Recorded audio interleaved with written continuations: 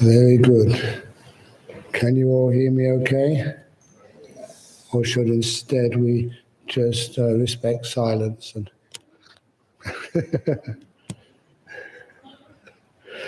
nice to be able to attempt to give more inspiration, because that inspiration will be something which gives you that internal source of energy, and to bring that happiness up inside of you is one of the sayings of the Buddha, which when I first saw it meant a lot to me.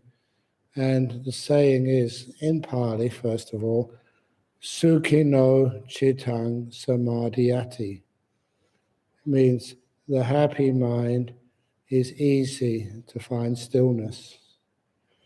So if you have lots of suffering, if you're very sad that this is the last day of the retreat, then it's very hard to get any peace and stillness. But that's only an exaggeration, because often one can develop nice, inspiring feelings of happiness and joy. Yes, everything has to fade away and pass away, but during this retreat, hopefully you've learned so much, you've been encouraged so much by factors such as kindness and the mindfulness coming together as kindfulness, and the importance of stillness, and the fact that you can spend all these days here, and hopefully you've had no difficulties in the sense of no one telling you off, no one sort of giving you a hard time, had nice food and nice sleeps and lots of bad jokes. And just that degree of happiness, that actually brings energy to the body. And from the energy to the body, it energizes the mind. And from the energy of the mind, it's easy to keep it still. It is like the mind, like the body needs a certain amount of food to keep healthy, just like the mind needs a certain amount of happiness to find contentment. And if you don't give that mind some lovely forms of happiness, like listening to the Dhamma, or by learning about stillness and getting that joy inside, it does become very difficult. So that's one of the reasons why that during a retreat you have to speak a lot, I have to speak a lot, in order to bring up that joy and happiness inside of people.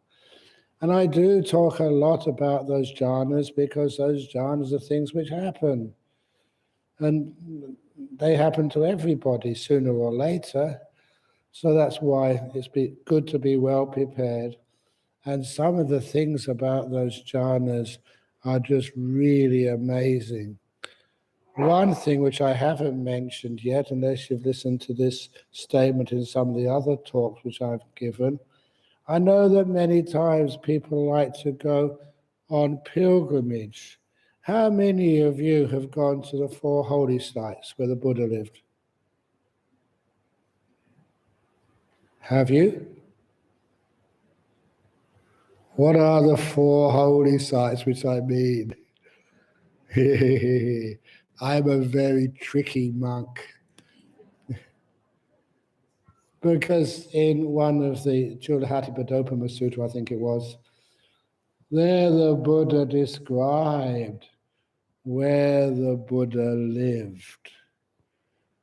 He didn't say those sites in Lumbini or in Bodh or in Sanat or in Kusinara. He said the real places where the Buddha lived were the 1st jhana, 2nd jhana, 3rd jhana, and 4th jhana. So really, this retreat we've just been doing is not really a retreat, it's a pilgrimage to the 4 holy sites. And it's a pilgrimage where you don't need visas, you don't need airline tickets unless you've come from Singapore or Mexico or wherever. You don't need a special hotel and move from one place to another. I don't know your experiences when you went on pilgrimage into India, but sometimes it's quite a struggle just to get to the first place. And then you have to travel somewhere else. It's hot. Your food is not quite what you expected. So a lot of people do a lot of donations in the toilets of those hotels over in India. And actually not even in the hotels. I don't think things have changed that much. It's behind the bushes. When you need to go to the toilet, the bus stop somewhere, you find a nice empty place and you'll go behind the bush to do your business. They don't have too many toilets there. And so you're benefiting the local agriculture. And I keep on saying about how that creates a good fertilizer in the soils. But anyway, that when we start to go on those pilgrimages, it's very, very tough. And yes, where the Buddha did all these amazing things you read about in the suttas. But when you have deep experiences of meditation, you actually really are going to places where the Buddha spent so much of his life. Not the physical locations, but the spiritual locations inside of you. And if one day when you get at least one of these, it's really just, I'm going to say mind-blowing. It gives you goosebumps when you realize what you are experiencing. Because those deep meditations, I don't care who you are, how old you are, where you are from, you're experiencing exactly what the Buddha experienced. Especially the second, third, or fourth jhanas. First jhana has got much more width to it, but for those other jhanas, this is how the Buddha lived. So you having some direct experience of how the Buddha felt. He felt no different. And one of those experiences, every time I say this, I get inspired. You may not know what I'm talking about, but I'm indulging myself now. One of those experiences, even in the first jhana, what does it feel like? And one of the descriptions the Buddha gave was you're experiencing Sambodhi Sukha. When I first looked at that, there must be some typo somewhere, because Sambodhi means enlightenment. You're experiencing enlightenment happiness. We all know that the first jhana is not enlightenment, but it's so close. The Buddha actually described the experience as enlightenment happiness and bodhisukha. And when you sort of read something like that, you get goosebumps. You're experiencing what the Buddha felt. Not less, not more. You're not feeling it as a woman feels it, or as a man feels it, or as a Malaysian feels it, or as a Mexican feels it. You're feeling it with your mind. And the mind doesn't have a nationality or a gender. So this is the pure experience of what it's actually like, how the Buddha lived. And imagine that you have plenty of those experiences. Imagine what that does to you as a Dharma teaching. This is a powerful Dharma teaching. You understand what the Buddha did, how he lived, what he said, and why he said it. It's not enlightenment yet, but it's getting pretty close. So why is it that sometimes people do have these deep meditations, but they still don't get enlightened? Can you give me a description of one person who got into jhanas but didn't get enlightened? Who? Devadatta, yes. Devadatta, he got enlightened, he got some psychic powers, but he wasn't fully enlightened. He got so egotistic that he tried even to kill the Buddha. So, that was a bit far off. So you can develop these deep meditations, but still not be fully enlightened. You can't be fully enlightened without developing these deep meditations. It's what they call, like in logic, if you wish to call it this, it's a necessary condition, but not a sufficient condition. So if you have, what did someone like the Buddha have, which Devadatta never had at that time?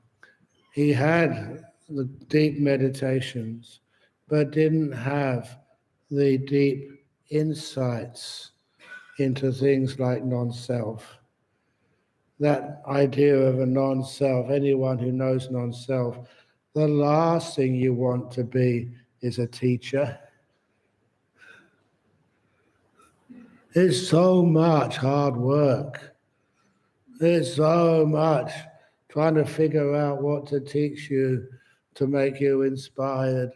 It's so much giving all the interviews and all the questions. As I said, I should be retired at my age. So it is sort of kind of hard work, but nevertheless, if you have to do it, of course you will. And the reason why I became a teacher, I had it all planned out. It was all going perfect for me. I first of all, I was sent to Australia by Ajahn. And if you haven't heard me say this before, here it comes, but this is 100% honest. Once I decided Ajahn would be my teacher, and I took refuge in him, I also made a vow that I would not go anywhere by my own wish. Wherever Ajahn wanted to send me, there I will go. When he asked me to come back, then I will come back. And I wouldn't make any decisions myself on where I wanted to go. And even after 5 years as a monk, when all the monks were allowed to go on what we call the tudong, leave the monastery, you had your basic training, and just go wandering through the jungles, the forests, the caves and mountains of Thailand, I was still staying at Wat Nana Chan until Ajahn Chah said, when are you going on alms, or when are you going on tudong? Thank you. I was waiting for that. And of course, as soon as he asked me that question, off I went. And it's the same that when I was about 8 or 9 years as a monk, Ajahn Chah sent me over to Australia. Why am I going to Australia? My family lived in UK. I had no connection with Australia at all. So anyway, he sent me to Australia because they needed a monk there. So off I went to Australia because Ajahn Chah asked me. And about 2 or 3 weeks after I came to Australia, Ajahn Chah had that stroke and he couldn't speak anymore.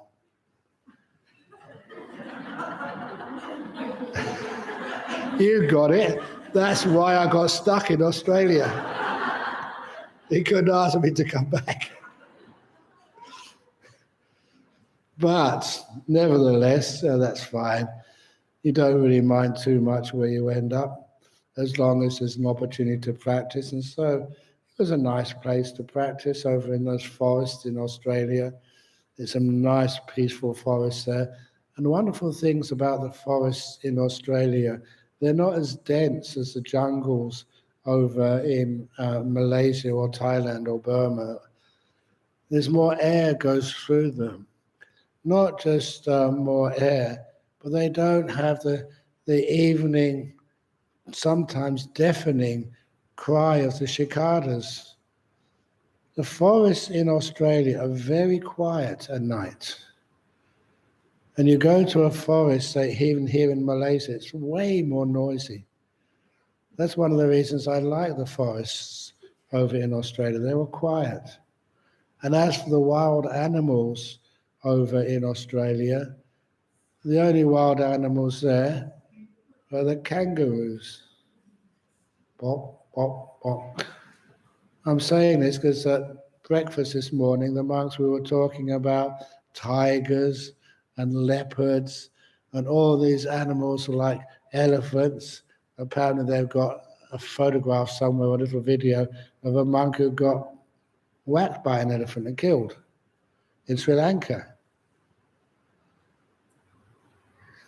Kangaroos would never do that. The whole forest is benign and not dangerous. Even the snakes there. We have a few snakes over in the forests of Australia. They're supposed to be some of the most venomous in the world. But the point is, I reckon, because they are venomous, they know they don't really have to bite because we know to leave them alone. It's just too dangerous. And so often you've seen those snakes, but they just go there where you go you go your way. I don't know the last time that some of you went to Jhana Grove. There's a lovely snake who hangs out at Jhana Grove when there's people there. It's a dugite, which is very venomous, quite a big one, but it just sits there in the sun, and I just have to make sure that anyone from overseas, they don't try and pat it. Just leave it alone. It's having a wonderful time. It never attacks anybody. It just lies there in the sun, enjoying the peace of that meditation center. And that's something which you do notice. If the environment in which you live is very peaceful and non-aggressive, many of those animals never harm you. They can if they wish to, but they just don't because they don't feel threatened at all.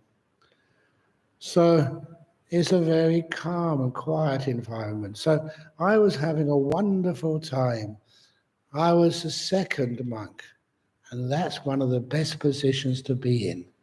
I'm giving some advice to the other monks here. It's just like if you're going in a convoy of cars, you're the number 2 car.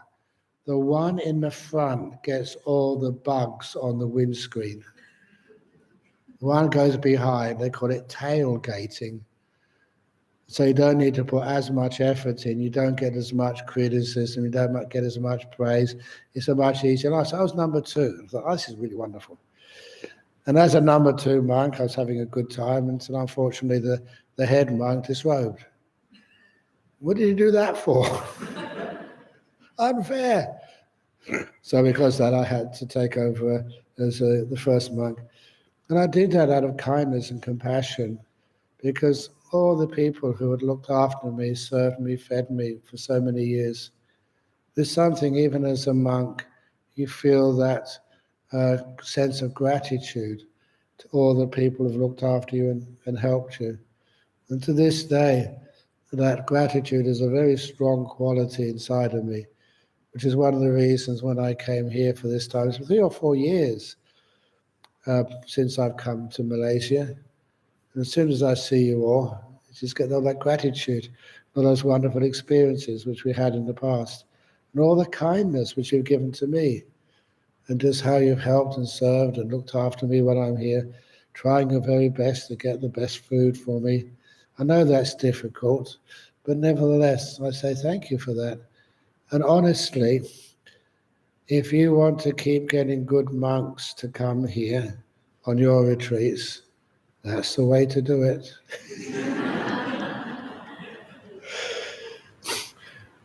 So then you become the head monk, and becoming a head monk is much more tiring for you. But nevertheless, I always recalled how the Buddha lived. It was helpful to be able to read those suttas for yourself, to find out for yourself exactly how the Buddha lived and how he taught and what he did. And there's a few things there I was going to speak of. One of those was that one day there was this monk who had been ordained by one of the Buddha's disciples in the west of India. And because he was ordained by one of the Buddha's disciples, that once he had his basic training as a monk, that he decided to go and visit the Buddha, which was a long walk all the way from the west coast of India to the Ganges Valley. So he took many days to do that walk. and he was almost in the Ganges Valley, not quite yet.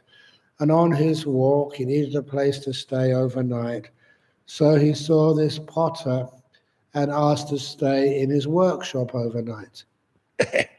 Remember, people don't work at night time, so the workshop was empty. Had some straw on the ground, so the potter who worked there said, "Yeah, sure, you can stay here. It's not that comfortable, but I'm sure it's good enough for you."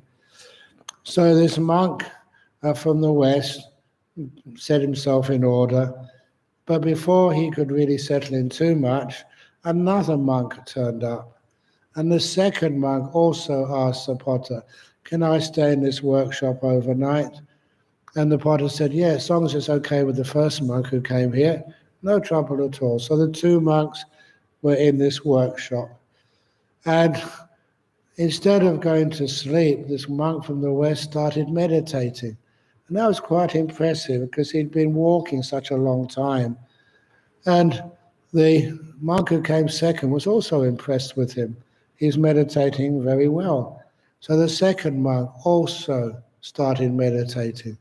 So these two monks were meditating in the workshop. And as they were meditating more and more and more, they meditated all night there. And so when the morning came, before they went on their alms round, one of the monks, there was a second monk, said to the monk from the West, "You meditate very well. Where are you from?" And he said, "I'm from the West Coast. I'm a disciple of one of these chief disciples of the Buddha. And now I'm traveling over towards the Ganges Valley to meet the Buddha." He said, "Oh, you sit very well. You're a good disciple of that disciple of the Buddha." And then the first monk said, "You meditate well as well. Who's your teacher?" And that's when the second monk says, "I don't have a teacher. I am the Buddha."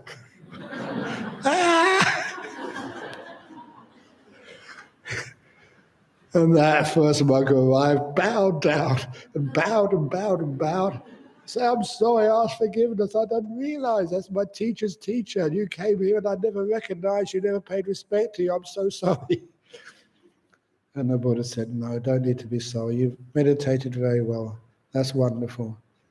And the reason I like that story, many of you have heard it before, the Buddha never expected to sit on a special seat. He didn't have a retinue of people taking him all over the place. He didn't have any, what you say these days, his airs and graces to make him feel that he was somehow different than other monks.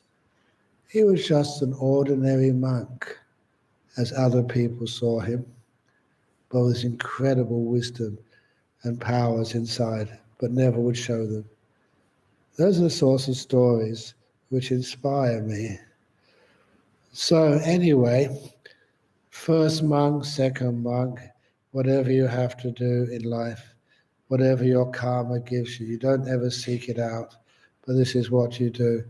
And it's amazing just when you know, first of all, you're mindful enough and kind enough to your own limitations. You know how much you can do and how much you can't do, and you work within those bounds. Not only can you be an effective teacher, but also you're teaching just by your practice how others should practice. I have mentioned to you the times I've been on long retreats, or even on short retreats. I think I have mentioned to you that once I returned to Perth after the New Year's events, and you have to be there for that to make sure you give people a big boost of energy. After that, for 10 days, I'm going on a silent retreat by myself, disappearing in my cave. That's what the cave is there for. And people haven't seen me in Perth for many weeks. Is that being selfish? I'm saying bye-bye, everybody. Of course, you will never say that because I've just been with you for the last 10 days. No, it's not being selfish at all. I'm teaching as the Buddha would teach. He would go on retreats as well. And sometimes I thought when I first heard that the Buddha used to go on meditation retreats just by himself, he would tell the Sangha, no one can come and see me except the monk who brings me my food. Everyone else keep away. And I thought, why on earth does the Buddha need to do that? He's fully enlightened. You know, for resting, he can just zap his own body with his psychic powers, no problem at all. Why? And it's because one of the best teaching methods is teaching by example. Because the Buddha did that, went on his own retreats for 2 weeks, it means that the monks here, whenever we need to have a retreat, we can do that without feeling any guilt.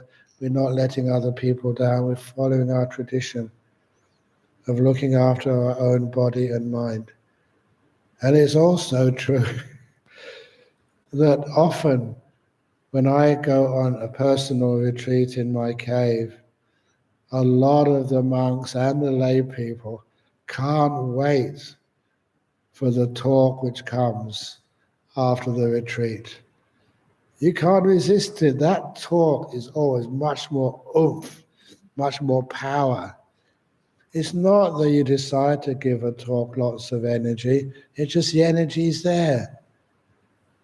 And I still remember the packed hall in Nolamara when I gave my first talk after a 6-month retreat. People were looking there, waiting. He's been on retreat for 6 months. Wow, this must be a really good talk. And it was. It had a sort of energy to it, which ordinary talks don't have. 6 months of solitude, nice meditation. Imagine that power of that talk. And even in Bodhinyana Monastery, the cave was not built then, so I did that retreat in a kuti, one of the distant kutis at Bodhinyana Monastery. And no one told me this until a week later, that the monks in Bodhinyana Monastery at that time were really competing about who could have that hut next after I moved out. They really wanted it. They knew it was going to be really energized. And this German monk, you know, he managed to convince people it should be him who goes in that hut after me. And it was only later on he told me this, that after I moved out of that hut and he tried to move in, he said he couldn't get in. The energy, the power was too much for him. That's what he said. He had to wait for 24 hours till it cooled off. You don't do these things on purpose. This is just what happens. And hopefully it inspires you. These things can occur. And next, please never think, oh, this is because Ajahn Brahm is a special monk. Even though I thought I heard my mother said that when I came out of her womb, I had a bald head. That was a sign. I was still a naughty boy, just like every other boy at that time. And to make it quite clear to you how naughty I was, that time I was about 6 or 7 years of age. And it was my mother's birthday. And I wanted to get my mother a special birthday present. Now you're only 6 or 7 years of age. And at that age, you're really cute. And so I got this present for my mother. What it actually was, that in London at that time, they had a special food craze. It only lasted for about a year. And that food craze was jellied eels and mashed potato. Now, don't get that for me, please. These were eels. And they boiled them and put some stuff on them, and they served it with mashed potatoes.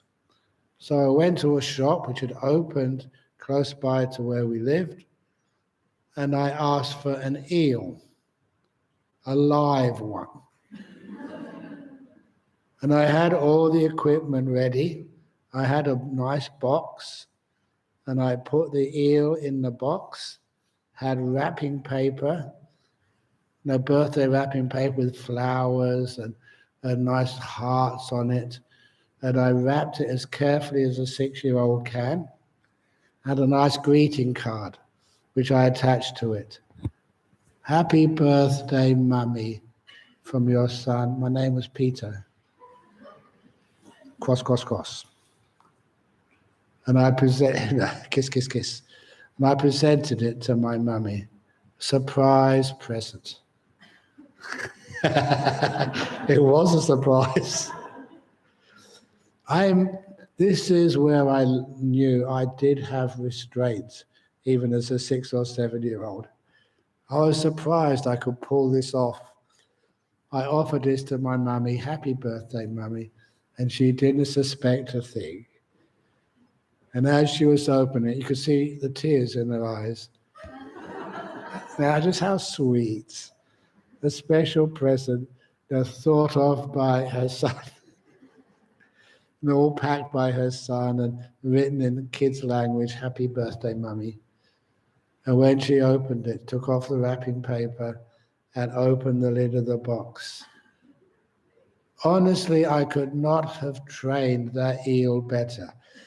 The eel lifted up his head and looked right in my mum's eyes. Ah! She screamed. But I was a very wise 6 or 7 years of age young man, because I'd already worked out what these days, I never knew the term they use these days, called the exit strategy. I knew exactly where I was going to hide for the next 2 hours. I had it all planned, and I ran as fast as I could, hid there, and only came out when I thought my mother had calmed down, which she did.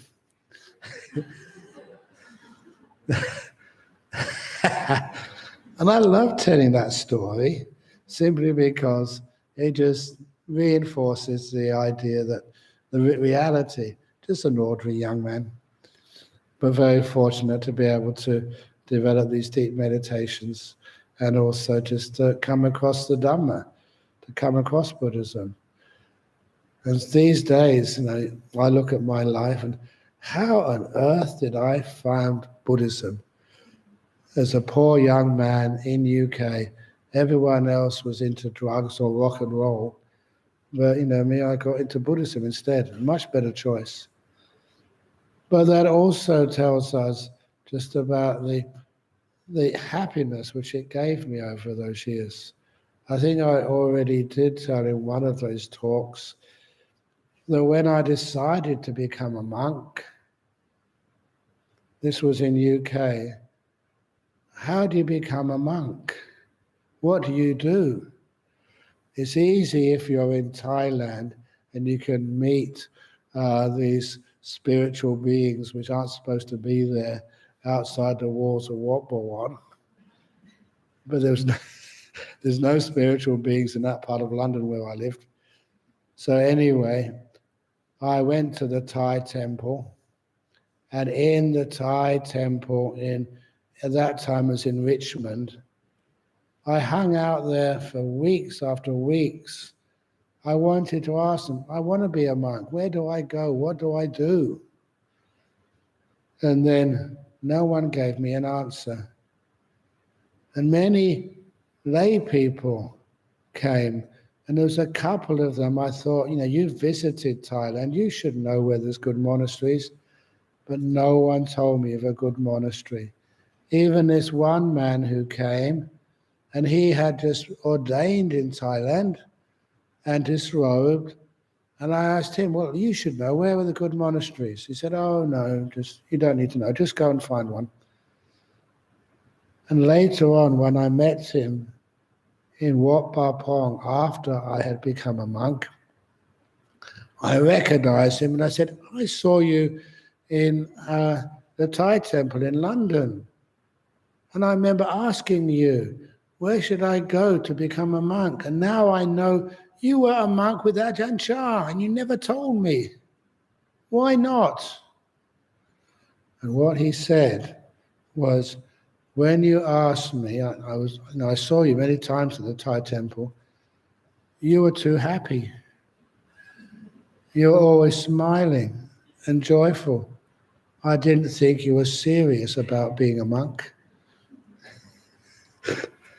And I kind of like that comment, because even those days, you never know if you're happy or smiley. You have to rely on the words of others to know that. And he said, that's why I didn't think you were serious about becoming a monk. And from that time on, I always mention to people, you don't have to be miserable. That's not a qualification to be a monk or a nun. We do accept happy ones as well, and happy ones are sometimes the best. They've already got some good understanding and some good qualifications. So happy ones are some of the best candidates. But nevertheless, that's why it was a little bit difficult. But then afterwards I thought, no, it should never be like that way, simply because a happy person is inspired. And the inspiration is what allows you to get these deep meditations. So many wonderful meditations I've had over my life, because for one reason or another you've been inspired. Somebody said something, or you've read something, or you've seen something, and that just brings you just so much joy in your life.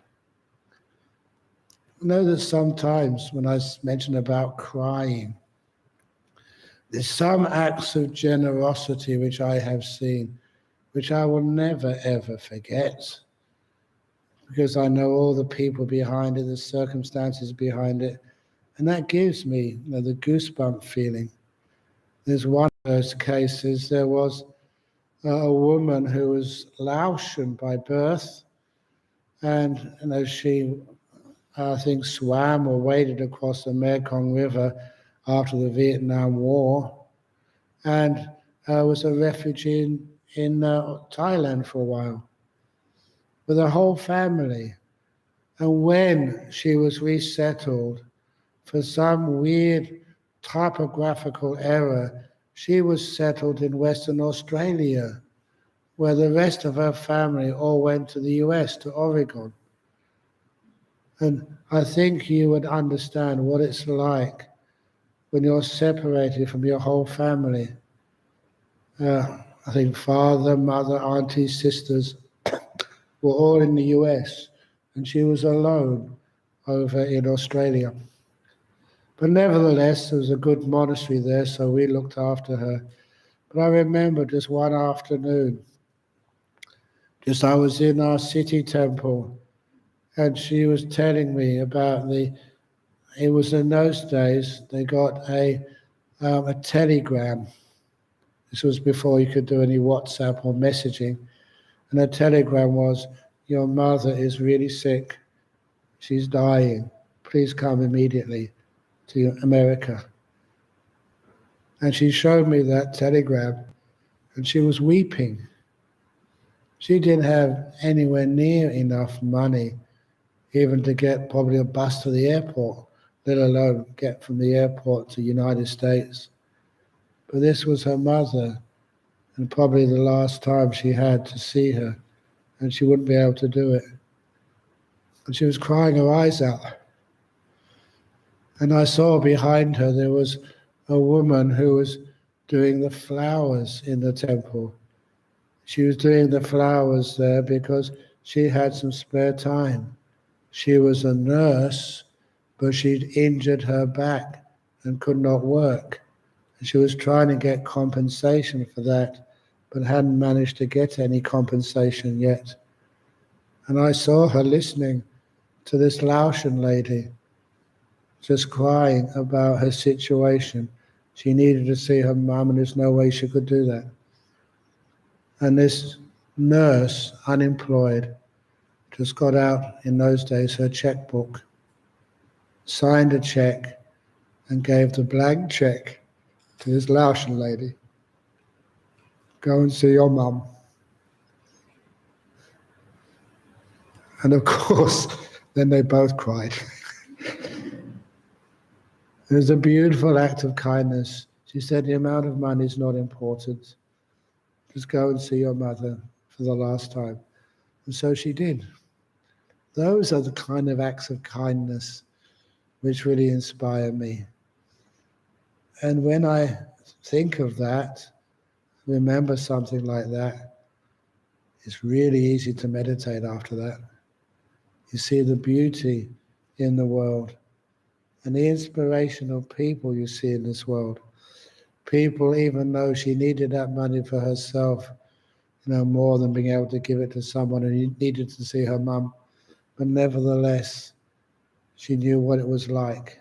How would you feel? Your mother may be over in, say, UK somewhere, and she's dying. You didn't have the money. How many of you here would sponsor her? I would sponsor her even if I don't have any money. You find some means, because this is the beauty of kindness. That is a kind of letting go of what you want, letting go of your concerns for fiscal security later on, because somebody really needs this. They really need it. You know what it feels like. So because of that, you just do this. And that is beautiful. Those are the sorts of things which create inspiration. Not only that, I've mentioned yesterday, I think during the question time, how important are precepts. Precepts are not hard things to keep. Even these days, people ask me, I think recently, I forget where, but they said, Ajahn Brahm, you have to keep all these precepts. And I've been keeping these precepts for 48 years now and more. Aren't you a bit bored with keeping precepts? Aren't they this extra burden? You've got to remember all this precept and that precept and another precept and a sub-precept and an addition to a sub-precept of a precept which is sub-precept anyway. It can get quite complicated, so people think. And there's 227 main ones and thousands of small ones. Aren't you worried every day about you might break one precept? And the answer is not at all. For lay people, I think I did tell you about the 13 precepts the first day, didn't I? Yeah. There are many, many people look at these precepts and try and find a way around them. I can't understand that. But I tell people, if you can't keep even 5 precepts, or you can't remember them, then please keep the 2 precepts. And those are the precepts which I keep, the 2 Sikkhapadas. Never do anything which harms another being. Never do anything which harms oneself. Isn't that common sense? Why do you want to hurt somebody else for? Why do you want to hurt yourself? So all those precepts which I keep, they're easy to keep. Literal things like not eating in the afternoon or evening. Ajahn Brahm, why do you keep that one? It should be pretty obvious to you why I don't eat in the afternoon, evening, or night time. Look how big I get just eating in the morning time. If I ate in the afternoon or evening as well, I'd explode. So these aren't sort of burdens on you. They're beautiful symbols of simplicity. Why don't you have a TV in your cave, Ajahn Brahm? Oh my goodness, that will destroy what a cave is there for. I do have a tablet to do emails, but I never ever, not to this day, have taken that tablet or any computer, any iPhone or anything like that into the cave in which I live. And I've been in there, I don't know, about 20 years. I make sure that cave electronic devices do not mix. It's an easy thing to do because I appreciate having a quiet place where I can go to meditate. So things like that make it inspirational. So I can, even right now, I'm just kind of remembering the cave. It's always cool. I know exactly what the temperature is in that cave right now. 19 degrees. It's always that temperature because it never gets hot, it never gets cold because it's underground and it's nice and dark. So whenever I close the doors, so there is electricity in there. Whenever I turn off the lights, it's perfectly dark. I know that I've told a couple of the monks here, if you have this flickering eyelid syndrome, put an eye mask on, then you'll know that you're not seeing anything. I never need to do that in my cave. There's nothing to see anyway, it's perfectly dark. Am I afraid? Not at all. Darkness is like things being subdued.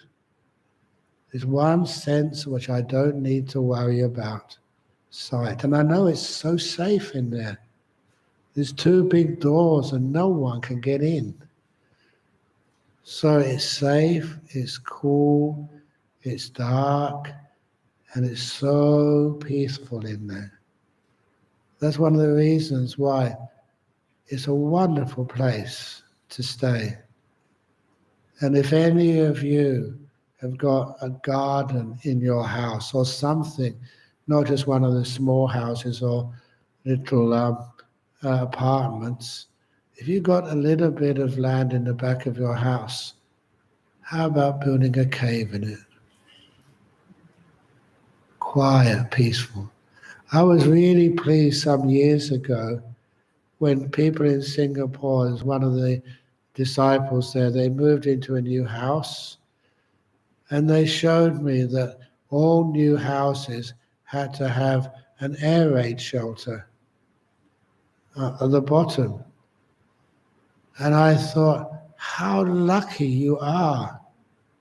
This will be an excellent meditation cave. When I last saw them, I said, are you meditating in there? You know what they said? No. It's full of the junk. It becomes a storeroom. And apparently many Singaporeans use those shelters as storerooms rather than make the best use of them as meditation rooms. But fortunately, some people do use those spare places in your house as meditation rooms.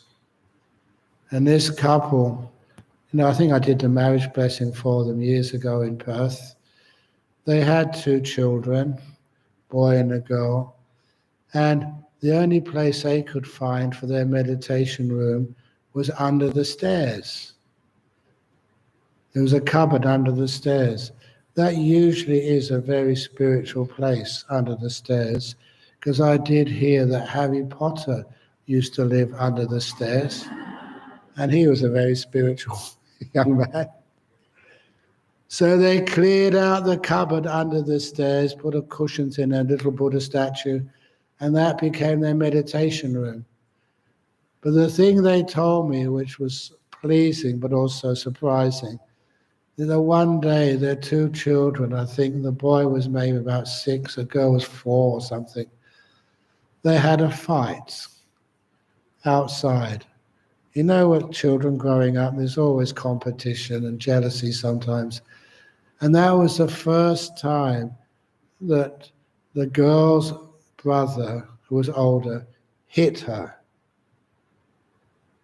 And that really shocked her, that somebody she loved, her elder brother, would actually swipe her. She burst out crying and she ran into the meditation room under the stairs. The kids were told that was not allowed for them to go in there. But the young daughter ran in there because that was the place of safety and kindness and peace. And the parents were so pleased with her. Well done. That's what a room like that is there for. You're stressed out. You're really confused. Someone you loved and trusted has hit you. Where would you go? It was like the shrine room. Not with candles and incense and flashing lights, but a place which had built up the energy of calmness and peace over so many years. So these are things which, when I see, do inspire me. These are teachings which actually you work. It's not theories you read in the sutras and what does this mean, what does that mean. This is what you're doing yourself. And you find out it's a huge advantage to the peace and well-being in your own life. So little stories like that hopefully give you that inspiration so that when you sit down and close your eyes for a meditation, you're not thinking, oh God, another hour to kill before lunch. Oh my goodness, I've had enough of this meditation. Oh, why do I have to cross my legs? Isn't there something better I can do? Ajahn Brahm, isn't there another way to become enlightened? Ajahn Brahm, I'll give a big donation to your monastery if you can give me a different way to get enlightened. Ajahn Brahm, you can't bribe your way to Nibbana. So instead, after a while, you sit down and you contemplate, wow, how lucky I am to be in a hall with a nice soft seat. It's calm, it's safe, no one is going to disturb me. There's not going to be any landslides or any missiles coming through the air. It's incredibly safe here. And even those of you who are afraid of spirits and ghosts and things, there's one thing which I will tell you, that if you have a good monk or a few good monks around, those spirits and ghosts cannot come in. They're highly respectful of monks, especially senior monks. Even many years ago, there was an indigenous elder who wanted to come and visit Bodhinyana Monastery, and he got to the gate. He was so spiritually sensitive, he told his driver, I have to get out of the car here. And the driver came in and talked to the monks, and then went back, picked him up and went home. And I said, look, why on earth didn't you tell me? All that spiritual elder needed was permission from the senior monk. Yes, you can come in.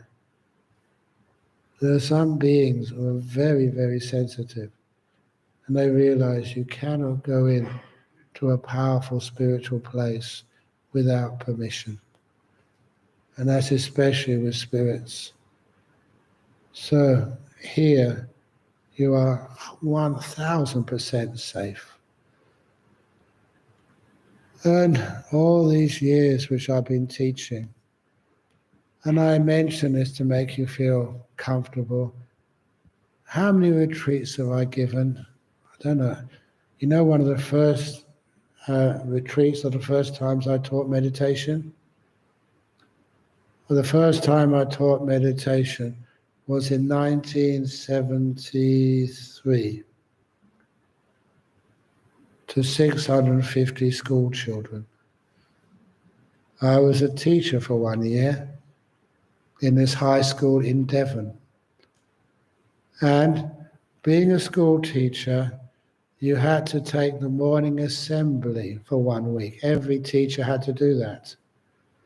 So when it was my turn to teach the morning assembly, what are you going to do? And I told the principal I was a Buddhist. And I asked him, is it okay if I teach meditation? Why not? So this was in 1973 in Ottery St. Mary High School in, it was in Ottery St. Mary, it's called the King's School, Ottery St. Mary in Devon. And it was in maybe November or something. And then I got up onto the stage and I said, I'm now going to teach meditation. And 650 kids, from 17-year-olds to 11-year-olds, all sitting on the floor. And I said, now I want you all to sit up straight. And every one of them, it was like, I think these days they call it like a Mexican wave, like in the sports stadiums. All these kids, they all straightened up their backs. And now I want you to cross your legs comfortably, and they all just adjusted their legs. Close your eyes, tuck in your chin, right hand over the left hand. Now start watching your breathing. Breathing in, breathing out, breathing in, only for 5 minutes. And every one of those 650 children cooperated. And after 5 minutes, they all started clapping. They gave me an ovation. And all the year I was at that school, I never heard that given to anybody. We did the same again the next day, and Wednesday, Thursday, Friday. The kids loved it. And now one of the skeptical teachers, he was the head of the English department, he asked me afterwards, what would you have done if one of those children started giggling? Because I know the psychology of children. If one starts to giggle, the whole lot will start laughing. And then that was the only time I was afraid, after it all finished. Because I realized just the chances which to be totally humiliated, I was putting myself under. But I was never humiliated. All the kids cooperated perfectly. So that was way ahead of my time, teaching meditation to children at such an early age. So anyway, those are the sorts of things which, to this day inspire me. This stuff works. So when I have to teach, I'm very happy to teach because I know what it does. You may think you've heard all this before, but I don't mind. This is powerful stuff. And it's so powerful. One of those kids in that class, there's only one out of 650, he told me afterwards that changed his whole life. I saw him when he was grown up. And of course, when he was grown up, he asked me, do you remember me? But of course not, you were a kid at the time. And of course he laughed. And he said, just those meditations, just the best thing he ever learned at school. It was wonderful. And there's some of the other, even for myself, I must admit that sometimes I'm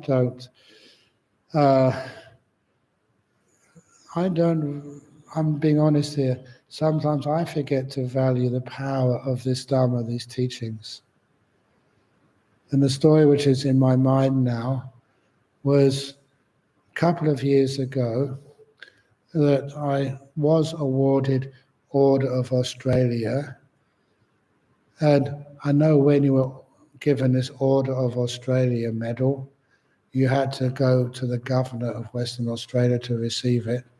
I remember some of you asked at the time, did you have to wear a suit and a tie? You know what I'm talking about. I said, of course not. You're a monk, that's what you wear, monk's clothes. And it was all passed okay by the protocol people. And at first, I wanted to refuse that medal. The reason was, what does a medal mean to a monk? Absolutely nothing. You don't do these things for medals. But the reason why that medal was awarded to me this occasion was for all the work which I had done, and you'll know what that work was, for gender equity, which is a big thing in the West.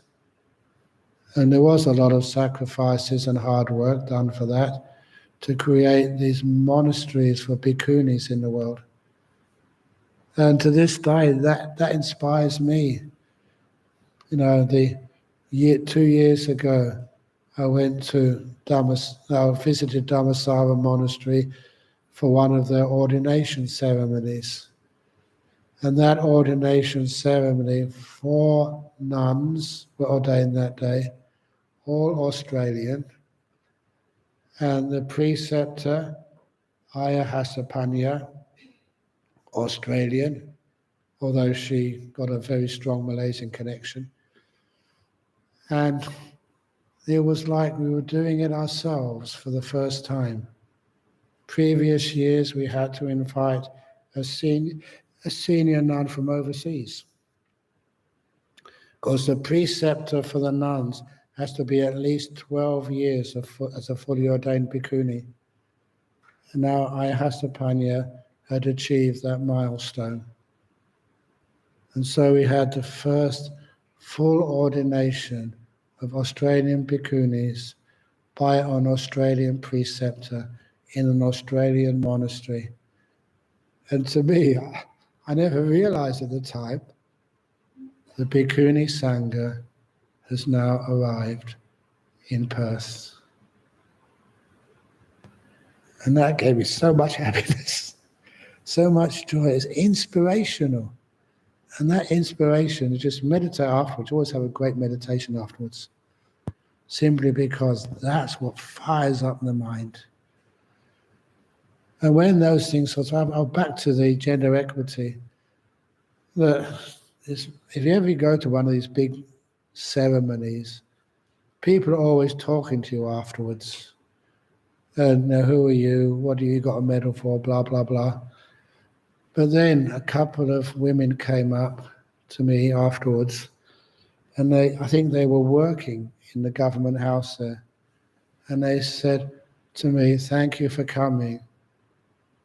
Of all the people who are getting this medal today," said, "you are the most worthy." And I thought, what are you saying that for? Because they were also people who'd listened to these talks on YouTube and had saved their lives. Saved their lives by they're going through some difficult time. And these YouTube talks freely online, you can just listen to them whenever you want, had actually given them the meaning, the solutions to the problems in their relationships. And on this, other people were receiving these awards that day, some really famous Australians. There was one of the richest men in Australia's wife, Mrs. Forrest. That's Twiggy Forrest, he owns mining stuff over there. She was getting a medal. And the current governor of Western Australia, he was the head of the police force before, getting a medal. And they all said, no, they're just doing their job. But Ajahn Brahm, you've actually done something. You've helped people. Now, I'm not saying that to make me feel good. I already feel good. I'm doing that because it's the power of the Dhamma. I never gave those talks. That was Ajahn Chah. He inspired me. He motivated me. He gave all the ways of teaching which you're taken on board and do even better if you possibly can. That is what they were praising. So this is one of the reasons why inspiration never ever diminish its power or think its power is not that much. The inspiration when you're very sick, think of what you're doing, what you have done. All of you who've been serving the Buddhist Gem Fellowship or this temple here or the Buddhist Fellowship, all of you who've been looking after these great institutions, what have you been doing? That is magnificent. It's huge. I know that we have admin officers and all sorts of other people over in our Buddhist Society of Western Australia. Every now and again they get these emails. Can you please send this to one of the monks or to the nuns? Thank you for saving my life. And they keep writing these emails. And the people who look at them first are our secretaries. And they say, we wouldn't give up this job for the world. How many secretaries of organizations in our world get emails which say, thank you for saving my life? Do you get that if you're a secretary at Google or a secretary at Malaysian Airlines or a secretary for I don't know what? So this is the power of goodness. It is inspirational, and that is sometimes what makes you want to work even harder. It's what makes you want to meditate deeper. You don't mind about your sore legs or your tiredness or the heat. This is big stuff. And you sit there and just allow the energy to come up and send you into really powerful meditation. So what do? Nothing. It's nice to say go with the flow, as long as you've got a flow to go with. And this is that flow, the inspirational energy. And after a while you're sitting there, oh, yeah, wow, whoa. And just to finish off, that was the story of this monk who was sitting down at a spot, and he was actually mentioning the words, Aho Sukhang, Aho Sukhang, Aho Sukhang. And the other monks were thinking he was indulging in some sort of sexual fantasy or something. And the Buddha said, no, that monk has just been in a blissful meditation. Aho Sukhang means, oh, what bliss. So if you want to break the noble silence by saying, Aho Sukhang, be my guest. Oh, what bliss. Thank you for listening. Sadhu, sadhu, sadhu. Okay, all together. Aho Sukhang, Aho Sukhang. Okay.